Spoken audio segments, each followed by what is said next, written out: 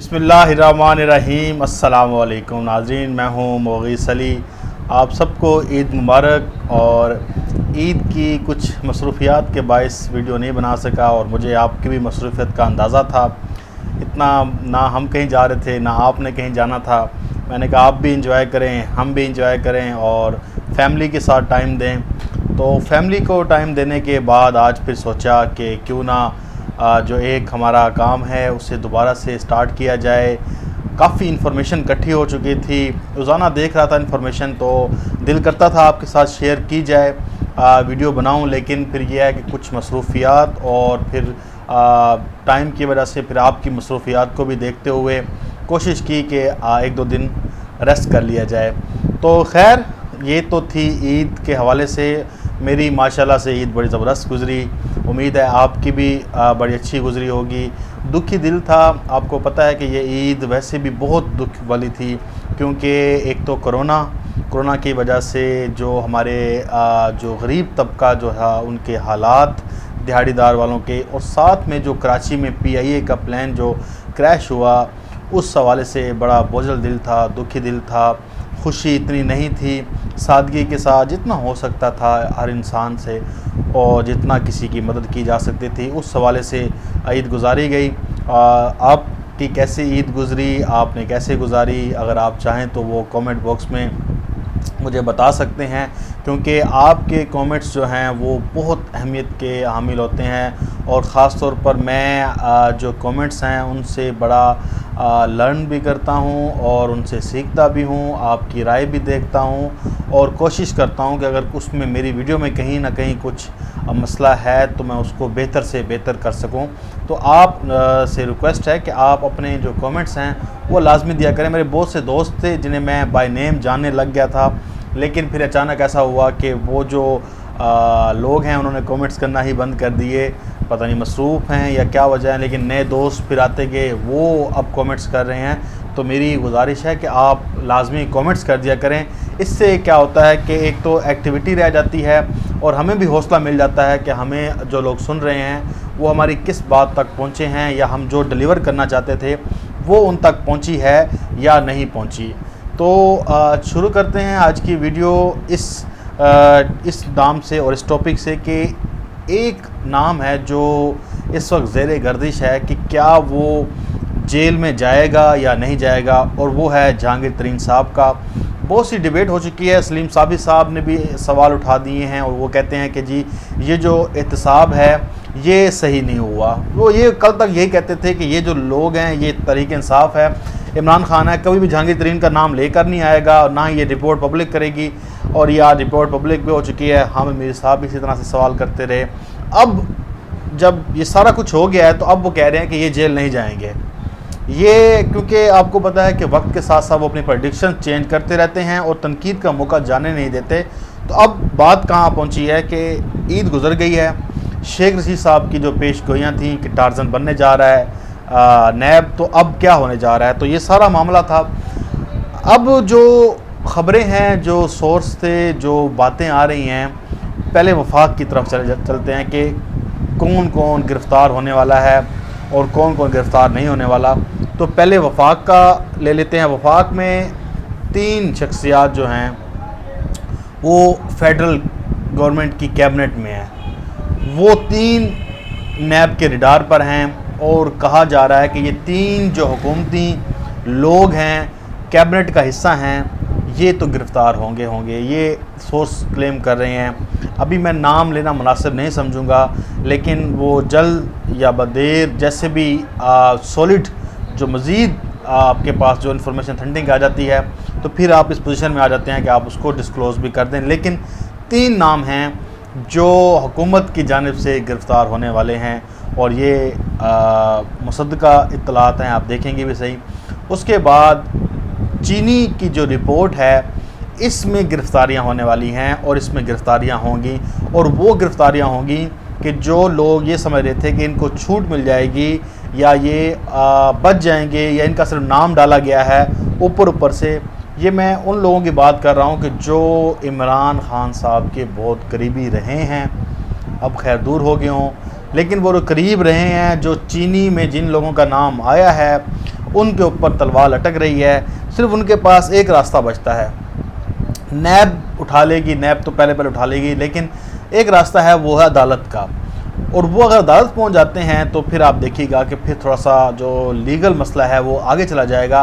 लेकिन अब तैयारियां मुकम्मल हो चुकी हैं, रिपोर्टें बनना स्टार्ट हो गई हैं। तमाम जो बेनामी अकाउंट्स थे, जो लूट मार की गई, जहाँ जहाँ से पैसा आया, सब कुछ रिपोर्ट बनने के बाद गिरफ्तारियां शुरू हो जाएंगी। और उन लोगों की जो गिरफ्तारियां हैं, सिर्फ गिरफ्तारियों की हद तक ये मामला नहीं रहेगा। जो पैसा लूटा गया है वो काबीना की डायरेक्शन के मुताबिक वो पैसा वापस लाया जाएगा और पैसा लाकर आवाम पर ख़र्च किया जाएगा। और जो शुगर का रेट जो बढ़ना था, जो आगे जाना था, उसको भी कम करने में मदद मिलेगी। और आइंदा साल जो ये शुगर जो बननी है, जो मैकेनिज़्म तैयार होना है, वो तैयार हो जाएगा। क्योंकि 4 महीने आपकी क्रशिंग सीज़न होता है। उस क्रशिंग सीज़न में आपने तय कर लेना है कि आपकी ये चीनी है ये 50 रुपये किलो में बनी है। तो आपने हुकूमत के साथ ये बात तय कर लेनी है कि हमारे पास इतना स्टॉक है, ये 55 रुपये में मिली है, 7% हम इसके ऊपर ले रहे हैं मुनाफा। फ़र्ज़ किया वो 60 रुपये में किलो में बेच देंगे पूरा साल, हम ना आगे करेंगे ना पीछे करेंगे। ये बात तय हो जाएगी। तो इससे क्या हो जाएगा कि एक मामला जो है वो क्लियर हो जाएगा, नहीं तो ये मामला क्लियर ही नहीं होता था। ये तो थी फेडरल गवर्नमेंट की, जो आप समझ रहे हैं कि टार्जन जो क्यों आ रहा है और ये क्या आ रहा है। लेकिन ये शुरू जो होगा ये चीनी रिपोर्ट से शुरू होना है। और इमरान खान साहब तक भी सारी रिपोर्ट्स वगैरह पहुंच चुकी हैं। फ़ेक खबरें बहुत हैं, बहुत फेक हैं। मुझे तो इस चीज़ पे बड़ा दुख हुआ कि इमरान खान साहब के बारे में, नथिया गली के बारे में बड़ा एक ख़बरें फैलाई जाने लगी। समा ने लगाई, अरवाई ने भी समा ने माफ़ी मांग ली कि उनकी नथिया गली की पुरानी तस्वीर थी। डॉक्टर अरसलान खालिद साहब हैं, उन्होंने सबसे पहले मेंशन किया। उन्होंने बताया कि जो ये ख़बर है ये झूठी है, ये तस्वीर 2016-17 की हैं, पुरानी हैं। खैर ये तस्वीर पुरानी है।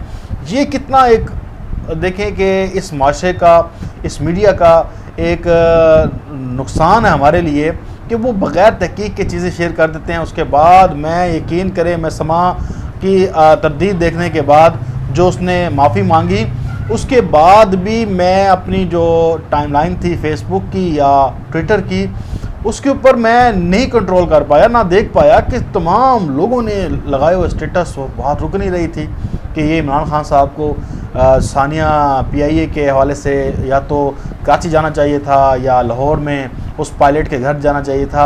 ये बातें हो रही थी और इतनी तनकीद की जा रही थी, लेकिन मामला जो था वो क्लियर हो चुका था। अब उसको रोकना नामुमकिन था। लोग अपने तय जो भी तजिया मुंह में आ रहा था वो किए जा रहे थे, हालांकि वो झूठी खबर थी, एक झूठी, बिल्कुल झूठी खबर थी। इसी तरह से बहुत सी और चीज़ें जो हैं वो झूठी फैलाई जाती हैं, लेकिन असल हकीकत जो ख़बर है वहाँ से मिलती नहीं है। यही पेट्रोल का इशू ले रहे हैं, हमारे जो छोटे शहर हैं, बड़े शहर ले रहे हैं। कराची और लाहौर तो खैर बहुत ज़्यादा इससे मुतासर हुए हैं कि पेट्रोल की शॉर्टेज हो गई है।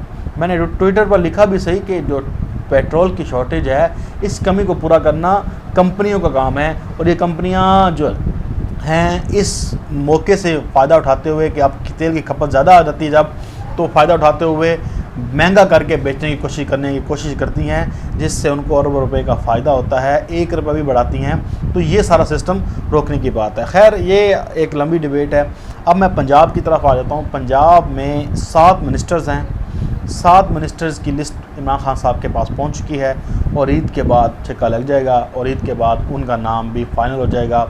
और वो जो लोग हैं वो आपके 7 मिनिस्टर्स के करीब हैं, उनमें से कम 5 तो तब्दील होने वाले हैं। और ये ख़बर है और ये ज़राए हमारी तस्दीक कर रहे हैं कि ये 5 मिनिस्टर इमरान खान साहब ने क्योंकि मांगा हुआ था हर शख्स से कि वो अपना क्लेम करे, अपना जवाब दे और अपनी जो रिपोर्ट हैं वो दें, तो उसमें 5 मिनिस्टर जो हैं वो निकल जाएंगे। लेकिन उस्मान बुज़दार उसी तरह से महफूज रहेंगे।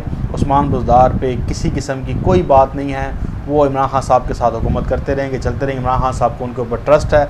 लेकिन ये 5 से 7 मिनिस्टर्स हैं, इनकी जो वजारतें हैं ये तब्दील हो जाएंगी क्योंकि इनकी जो कारकर्दगी है वो नाकस है और रिपोर्ट्स इमरान खान साहब तक पहुँच गई हैं। लेकिन इमरान खान साहब ने इंतज़ार किया ईद के गुज़रने का, रमज़ान शरीफ का, इसलिए वो रिपोर्ट और वो फ़ैसले नहीं लिए जा सके। लेकिन अब क्योंकि आगे बजट आने वाला है, इससे पहले कि कुछ और मामला ख़राब हों, इमरान खान साहब ने ये जो फटे हैं ये खींच देने हैं। और ये जो लोग समझते हैं कि इमरान खान साहब रोज़ाना टीम चेंज करते रहते हैं, ये मामला क्या है? असल में मामला ये है कि इमरान खान साहब जो आए हैं वो सिर्फ 1 साल 2 साल या 5 साल के लिए नहीं आए, ये लॉन्ग टर्म के लिए आए हैं। और जो उनके करीब जो लोग हैं उन्हें वो उस तरह से वो टीम नहीं बन पा रही जिस तरह से इमरान खान साहब चाहते हैं। तो ये टीम एक बनाई जा रही है। ये मामला जो है इतना आसान नहीं है। जो काम नहीं करेगा वो घर जाएगा, जो काम करेगा वो पाकिस्तान में रहेगा। हमें नज़र आते हैं जो काम कर रहे होते हैं।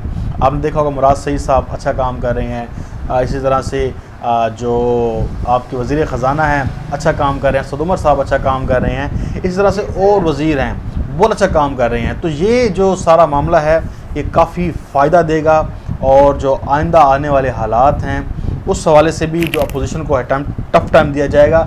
लेकिन एक और ख़बर है जो रह गई है, वो आखिरी ये थी कि शहबाज शरीफ साहब ने अपने आप को फिर सेल्फ़ आइसोलेशन में डाल दिया है। उनके कैमरामैन का जो टेस्ट है वो पॉजिटिव आया है, तो इसलिए उन्होंने अपने आप को क्वारंटीना कर लिया है। लेकिन नैब का उनके ऊपर झाड़ू फिरेगा और नैब मुकम्मल तौर पर उनकी गिरफ्त उसके ऊपर है, शहबाज शरीफ साहब के ऊपर है। और वो फंस चुके हैं और वो सोच रहे हैं किस तरह से पाकिस्तान से बाहर जाया जाए, लेकिन वो कोई रास्ता नहीं मिल रहा उन्हें। तो अब जब इन्होंने ख़ुद सेल्फ़ क्वारंटीन कर लिया है, लेकिन नैब ने इनको बुलाया हुआ है और नैब में ये पेश नहीं होंगे, जो काफ़ी हद तक मुसद्दक़ा इत्तलात हैं, लेकिन नैब इनको नहीं छोड़ेगा। और शहबाज शरीफ पाकिस्तान में आकर फंस चुके हैं और जो इनको कमांडर सेफ गार्ड बनाना चाहते थे, जो आपने देखा होगा सब कुछ जबरदस्त हो गया। किसी ने अब बात नहीं की किसके पास मालूमात ज़्यादा हैं, ये प्राइम मिनिस्टर बनने आए हैं, ये बनने हैं, बल्कि अब तो उनको जान के लाले पड़ गए हैं और वो अपनी जो चोरी है उसका जवाब नहीं दे पा रहे, तो ये जवाब देना पड़ेगा। खैर ये सारे इस वक्त सिनेरियो है, इस वक्त ये मामलात हैं। अब आप देखेंगे कि जैसे जैसे दिन गुजरते जाएंगे ये जो सियासी पारा है वो हाई होता जाएगा। लेकिन इमरान खान साहब अपनी हुकूमत का ख़ुद ही एहतसाब कर रहे हैं और ख़ुद ही वो लेकर चल रहे हैं। अपोजिशन में इतना दमखम नहीं है। अपोजिशन फिर भी हमें ईद के बाद भी ना रोड पे नज़र आएगी, ना टीवी पे नज़र आएगी, ना ही हमें अपोजिशन करते नज़र आएगी। ये इसी तरह से जूते खाते रहेंगे और सौ प्याज भी खाते रहेंगे। लेकिन इमरान खान साहब अपनी जो एहतसाब है वो ख़ुद से करते जाएंगे और जो बेहतरी है वो लाने की कोशिश करते रहेंगे। मुझे दें इजाज़त, इंशाअल्लाह ताला आपसे फिर एक नई वीडियो में मुलाकात होगी। अल्लाह हाफ़िज़। पाकिस्तान जिंदाबाद।